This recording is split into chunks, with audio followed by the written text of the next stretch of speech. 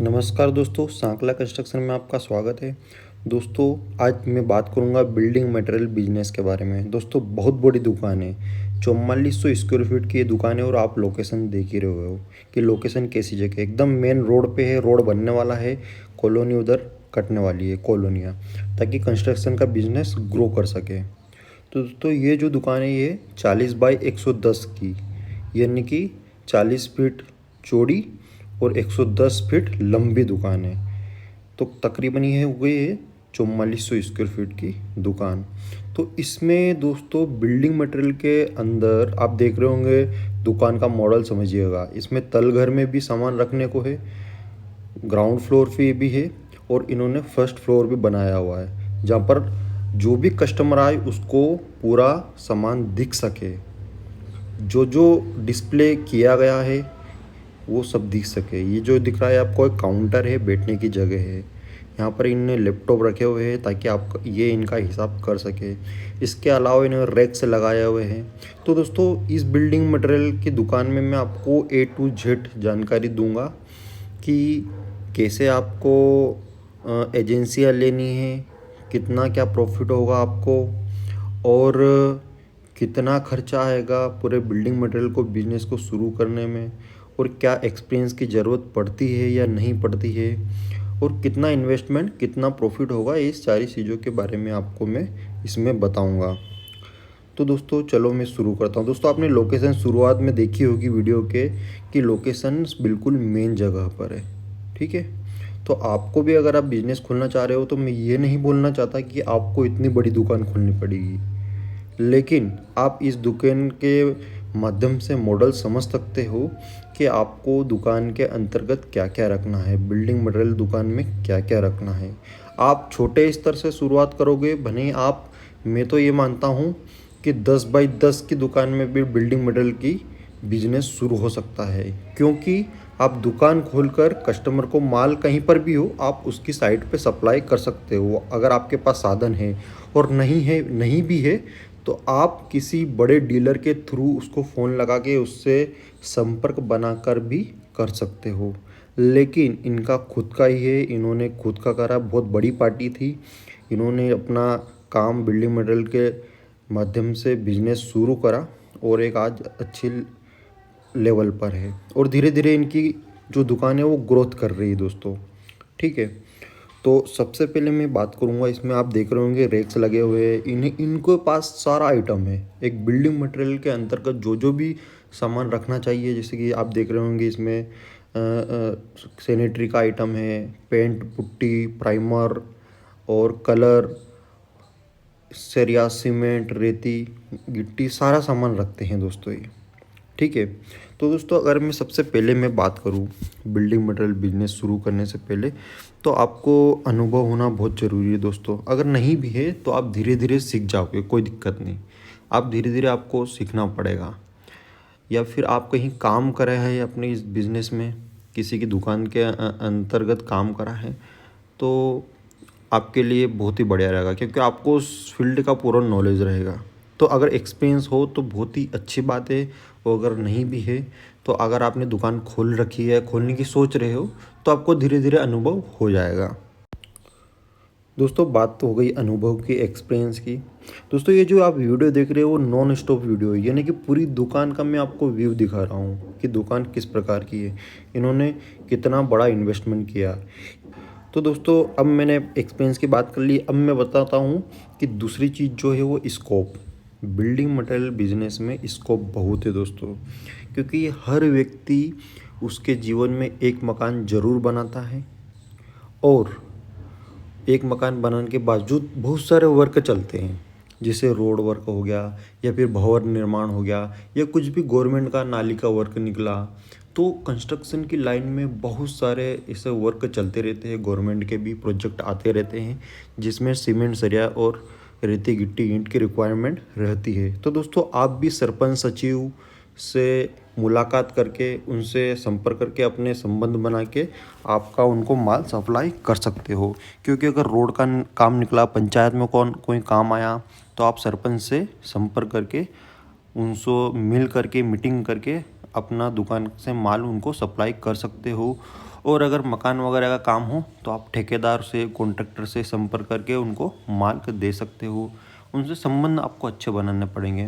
दोस्तों कभी कभी ऐसा भी होता है कि आपको क्रेडिट भी देना पड़ता है, उधारी भी देनी पड़ती है। ऐसी सिचुएशन आ जाती है तो आप उधारी सोच समझ के दे, जिसको भी दे, ठीक है। ये देखो, ये टाइल्स भी रखते हैं, ये टाइल्स है, ठीक है। टाइल्स के रैक्स वगैरह है, अलग अलग प्रकार की इसमें टाइल्स दिखा सकते हैं आपको। दोस्तों स्कोप की बात हो गई है। स्कोप के बाद मैं बात करता हूँ दोस्तों कि लोकेशन मैंने आपको बताई दी कि लोकेशन कैसी रखना चाहिए। एकदम मेन जगह होना चाहिए जहाँ पर इन कंस्ट्रक्शन एरिया हो, कॉलोनी कट रही हो, या फिर आपके एरिया में कोई दुकान ना हो, आपके क्षेत्र में कोई दुकान ना हो, तो भी आप खोल सकते हो, क्योंकि स्कोप बना रहेगा। और हर कहीं ना कहीं गांव में, शहर में, कस्बे में कंस्ट्रक्शन का काम चलता ही रहता है। दोस्तों मकान की लाइफ भी 60 साल तक रहती है, 60 से 70 साल। तो क्या होता है कि भाई किसी लड़के ने मकान बनाया, फिर उसका जो लड़का होगा वो उस मकान को तोड़ के, जब वो बड़ा हो जाएगा तो उस मकान को तोड़ के वो उसका लड़का बनाएगा, ठीक है। तो ऐसे ही क्या है, बहुत अच्छा स्कोप है सीमेंट लाइन में, कंस्ट्रक्शन लाइन में। सरिया, सीमेंट, रेती, गिट्टी, ईंट हो गई, इसमें अच्छा स्कोप है, ठीक है। तो दोस्तों लोकेशन की मैंने जो बात बताई आपको कि लोकेशन मेन चौराया होना है और जहाँ पर कॉलोनियाँ वगैरह कट रही हो, ठीक है। तो ऐसी लोकेशन चुनना, और पॉपुलेशन वाला एरिया हो, जनसंख्या अधिक हो, इस एरिया में आपको खोलना है। अगर आप गांव में खोल रहे हो तो आसपास के गांव में आपको संपर्क करना पड़ेगा, साइट पे विजिट करना पड़ेगा, ताकि आपका रेवेन्यू बढ़े। दोस्तों अगली बात करता हूँ मैं लोकेशन के बाद डॉक्यूमेंटेशन की। अगर मैं बात करूं कि आपको किन किन डॉक्यूमेंटेशन की रिक्वायरमेंट रहेगी, डॉक्यूमेंट्स की रिक्वायरमेंट रहेगी, तो दोस्तों आपको जीएसटी नंबर सबसे पहले बनाना पड़ेगा। अगर आपके पास है ऑलरेडी तो बहुत ही बढ़िया है, नहीं तो आपको सीए से मिलकर जीएसटी नंबर बनाना पड़ेगा, ताकि आप एक लीगल बिजनेस के अंतर्गत आ जाओ। तो आप ऑनलाइन भी अप्लाई कर सकते हो और सीए के थ्रू, वकील के थ्रू भी बनवा सकते हो। जीएसटी के अलावा दोस्तों आपको बैंक में अकाउंट खुलवाना पड़ेगा। आपकी दुकान का पर्टिकुलर एक नाम रखना पड़ेगा, उस नाम का आपको बैंक में अकाउंट खुलाना पड़ेगा, ताकि आपका जो लेन देन रहेगा उस अकाउंट से रहेगा। उसको अपन बोलते हैं बिजनेस अकाउंट, ठीक है, बिजनेस बैंक अकाउंट। तो आपको एक बैंक अकाउंट पर्सनली खुलवाना पड़ेगा, और स्टाम्प पेपर वगैरह लगेंगे, स्टाम्प वगैरह लगेगा, और बिल बुक लगेगी, ताकि आप जिस भी कस्टमर जो भी सामान आपसे लेने आए आप उसको दे सको। दोस्तों अगली बात आ गई है कि डॉक्यूमेंटेशन की बात हो गई। डॉक्यूमेंट में आपको एक कंपनी में भी रजिस्ट्रेशन करवाना पड़ेगा। जैसे कि आप जैसे सीमेंट की एजेंसी ले रहे हो तो सीमेंट का भी आपको डीडी और कंपनी में रजिस्ट्रेशन कराना पड़ेगा। सीमेंट इंडस्ट्री की बात करूँ तो एक 25,000 का डीडी बनता है, ताकि आप रिटेलर बन सको, और एक 2 से 2.5 लाख रुपए का डीडी बनता है, जिसमें आपको डीलरशिप मिलेगी, डायरेक्ट कंपनी से माल आएगा, और रिटेलरशिप में आपको डीलर के थ्रू माल आएगा। तो दोनों में प्रॉफिट है दोस्तों। डीलर में थोड़ा सा ज़्यादा है, रिटेलरशिप में थोड़ा सा कम है। लेकिन रिटेलरशिप में आपको ये फ़ायदा रहेगा कि आप डीलर से माल लोगे, आप डीलर से क्रेडिट भी कर सकते हो, डीलर से उधारी भी कर सकते हो, अगर आपके संबंध अच्छे हैं। तो शुरुआत में आप छोटे स्तर पर करें। मेरा ये मानना है कि आप अगर बिजनेस शुरुआत ही कर रहे हो तो छोटे स्तर पर करें, ज़्यादा रिस्क न लें। तो आप सबसे पहले रिटेलर बने, उसके बाद जब ये 4-5 साल में आपका काम रिदम में आ जाए तो आप बने डीलरशिप ले सकते हो कंपनी से। तो शुरुआत में आप 25,000 रुपये लगा के सीमेंट सप्लाई करें, आपको कंपनी से भी अच्छा खासा मुनाफा होगा, इंसेंटिव मिलेगा, पर बैग आपको आराम से 10 रुपये बच जाएंगे। इसके अलावा सरिया सीमेंट में, सरिया का भी ऐसा ही है, सरिया की भी आप डीलरशिप ले सकते हो, लेकिन शुरुआत में आप डीलर से ही संपर्क करके उससे अच्छे संबंध बना के उससे माल लेकर बेचें। इसके अलावा अगर मैं ईंट की बात करूं दोस्तों, तो ईंट में भी आप ईंट के भट्टे वाले से संपर्क करके उससे माल मंगवा कर बेच सकते हो, और वह या फिर उसी की साइट पे ईंट में भी आपको 1 रुपये तक बच जाएगा, ठीक है। तो ऐसे सारे मटेरियल में बहुत अच्छा प्रॉफिट रहता है। तो दोस्तों मैं डॉक्यूमेंटेशन की बात कर रहा था, अब डॉक्यूमेंटेशन के बाद मैं बात कर रहा हूँ इन्वेस्टमेंट की। दोस्तों इन्वेस्टमेंट की अगर मैं बात करूँ तो मैं इसमें मिनिमम 4 से 5 लाख रुपए लगेंगे आपको, ज़्यादा से ज़्यादा 6 लाख रुपए लग जाएंगे अगर आपके पास दुकान बनाना है आपको, या दुकान आप चद्दर सेट की भी बना सकते हो। ये दुकान तो बहुत बड़ी है दोस्तों, इन्होंने करोड़ से खर्चा किया है। लेकिन अगर आप शुरुआत करना चाह रहे हो तो कहीं पर भी आप चद्दर सेट के थ्रू भी, मैंने कई दुकानें देखी है जो चद्दर सेट बना के उनका बिजनेस शुरू करते हैं। तो आप मोटा मोटा 1 लाख रुपए लगा कर भी शुरू कर सकते हो दोस्तों। तो मोटा मोटा देखा जाए तो कम से कम 4 से 5 लाख रुपये आपको खर्चा करना पड़ेगा। और उससे ज़्यादा से ज़्यादा आप बने 1 से 1.5 करोड़ भी करो तो कम पड़ेगा इस बिज़नेस में। अगर आपके पास जगह है, लोकेशन है, पैसा है, तो आप इस बिज़नेस को बने 1 से 1.5 करोड़ भी लगा दो तो कोई प्रॉब्लम नहीं है। लेकिन आपके पास पैसा नहीं है दोस्तों, तो कम से कम पैसे में आप इस बिज़नेस को शुरू करना, ठीक है। ज़्यादा पैसा लगा कर उलझना मत। अगर आप उलझ गए तो आप फंस जाओगे। आप कम से कम पैसा लगा कर इस बिज़नेस की शुरुआत करना। तो दोस्तों मैंने आपको इन्वेस्टमेंट की बात कर दी। अब मैं बात करूँगा दोस्तों प्रॉफिट की, ठीक है। इससे पहले मैं आपको बता दूं दोस्तों कि आपको बिल्डिंग मटेरियल में सामग्री क्या क्या रखनी है।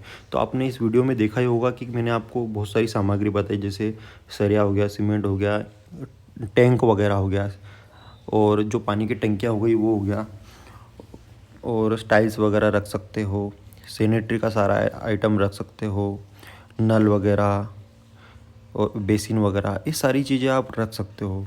और हार्डवेयर का सामान भी रख सकते हो। बिल्डिंग मटेरियल में जो केमिकल यूज़ होता है वो रख सकते हो, उसमें अच्छा खासा प्रॉफिट होता है। कलर, पेंट, पुट्टी, ये सारी सामग्रियाँ, स्टील, रेती, गिट्टी, बजरी, ये सारा सामग्री रख सकते हो और सभी में अच्छा प्रॉफिट है दोस्तों, ठीक है। तो ये जो सामग्रियाँ है मैंने बताई, और भी सामग्री रहती जो मैं भूल गया हूँ, जैसे पाइप्स वगैरह हो गए, और लाइट फिटिंग के लिए इलेक्ट्रिकल का सामान भी आप रख सकते हो, क्योंकि वो बिल्डिंग मटेरियल के अंतर्गत में आता है, तो वो भी रख सकते हो। और जैसे पाइप वगैरह और सैनिटरी का आइटम मैंने आपको बता ही दिया है। तो ये सारी सामग्री आप बिल्डिंग मटेरियल बिजनेस में रख सकते हो, आपकी दुकान में रख सकते हो दोस्तों अब मैं बात करता हूँ प्रॉफिट की। तो दोस्तों अगर मैं प्रॉफिट की बात करूँ तो सीमेंट में मैंने जैसे आपको पहले भी बताया कि 10 से 15 रुपये तक का प्रॉफिट रहेगा। अगर आप रिटेलर है तो थोड़ा सा कम रहेगा, और डीलर है तो थोड़ा आपको ज़्यादा प्रॉफिट रहेगा, ठीक है। लेकिन आप एवरेज 10 से 15 रुपये मान के चलिए। आपको कंपनी से भी इंसेंटिव मिलेगा और कुछ स्कीम वगैरह भी मिलेगी। हर सीमेंट सरिया सब में रहता है, जो भी कंपनी से आप अटैच हो गए, ठीक है, एजेंसी लोगे। इसके अलावा ईंट में आप ईंट के भट्टे वाले से संपर्क करके उससे माल सप्लाई करवा सकते हो, या फिर आप खुद कर सकते हो। जैसे कि ईंट में भी 1 रुपया पर ईंट, 1 रुपया आपको आराम से बच जाएगा। जहाँ पर भी साइड में माल सप्लाई करना हो आप कर सकते हो। ये नहीं कि आपने 10,000 ईंट किसी को पहुँचाई तो आप उसमें 10,000 रुपये कमा सकते हो। पर ईंट 1 रुपया आराम से कमा सकते हो दोस्तों। रेत में भी पर डेम्फर के हिसाब से, यानी कि आपने किसी को एक डेम्फर डलवाया तो उसमें भी 3 से 4 हज़ार रुपये आप आराम से कमा सकते हो। डम्पर कहाँ से आया है वो डिपेंड करता है, उसका जो प्राइस रहता है, ठीक है, टन के हिसाब से रहता है डम्पर। इसके अलावा टाइल्स वगैरह में अच्छा खासा प्रॉफिट है। सीमेंट में तो मैंने आपको बता ही दिया है। और बिल्डिंग मटेरियल में जैसे केमिकल्स वगैरह रहता है उसमें भी 20 से 25% तक का प्रॉफिट रहता है दोस्तों। यानी कि हर चीज़ में अच्छा खासा प्रॉफिट है। आप करोगे तो आपको सब पता लग जाएगा, ठीक है, आपको इंटरेस्ट आएगा। लेकिन आपको बेचने का मैं आप तरीका बताऊंगा, मार्केटिंग का तरीका बताऊंगा। मैंने प्रॉफिट के बारे में तो आपको बता ही दिया है। तो दोस्तों मार्केटिंग आपको साइट विजिट करनी पड़ेगी, यानी कि साइट पर जाना पड़ेगा, लोगों से व्यवहार बनाना पड़ेगा, मिलना पड़ेगा, ठीक है। और इसके अलावा की कस्टमर होते हैं ठेकेदारों से जाके मिलना पड़ेगा, उनसे संपर्क कीजिए, उनके साथ मीटिंग कीजिए, और अपना एक विजिटिंग कार्ड बना लीजिए। मार्केटिंग में आपको एक विजिटिंग कार्ड लगेगा, यानी कि आपके उसमें नाम, नंबर, ईमेल आईडी सब रहेगी, दुकान का नाम, क्या क्या बेचते हो वो सब उसमें आपको डालना पड़ेगा। इसके अलावा बैनर छपा सकते हो आप। बैनर छपवाने के से आपको बहुत ज़्यादा फ़र्क पड़ता है, तो लोगों को पता लगता है। आपकी दुकान के बाहर बैनर रख दीजिए। कौन से अभी बैनर आप बनाइए, अपने एक बैनर बनवाइए अपनी दुकान के नाम का, बिल्डिंग मटेरियल दुकान के नाम का, और वो बाहर रख दीजिए, लगा दीजिए। वॉल पेंटिंग करवा दीजिए आपके दुकान के नाम की, आपका नंबर लिखवा दीजिए वॉल पेंटिंग में। और मीटिंग वगैरह कराइए, ठीक है। जब भी आप मीटिंग कराओगे और ठेकेदारों को बुलाओ और उनसे अच्छा चर्चा करो। वो ठेकेदारों का काम ज़्यादा चलता है, उनको ज़्यादा पता रहता है। इसके अलावा इंस्टाग्राम, व्हाट्सअप, फेसबुक के माध्यम से भी आप लोगों को बता सकते हो कि मेरी बिल्डिंग मटेरियल की दुकान है। अगर आप नई नई खोल रहे हो तो उनको पता लगेगा, तो वो भी आपकी दुकान पर आएंगे। तो उम्मीद करता हूँ कि आपको ये जो वीडियो मैंने बनाया है बिल्डिंग मटेरियल बिजनेस का, ये जो दुकान का मॉडल है आपको बहुत अच्छा लगा होगा। अगर आपको ये वीडियो अच्छा लगे दोस्तों तो वीडियो को लाइक और चैनल को सब्सक्राइब ज़रूर करें। आपका बहुत बहुत धन्यवाद।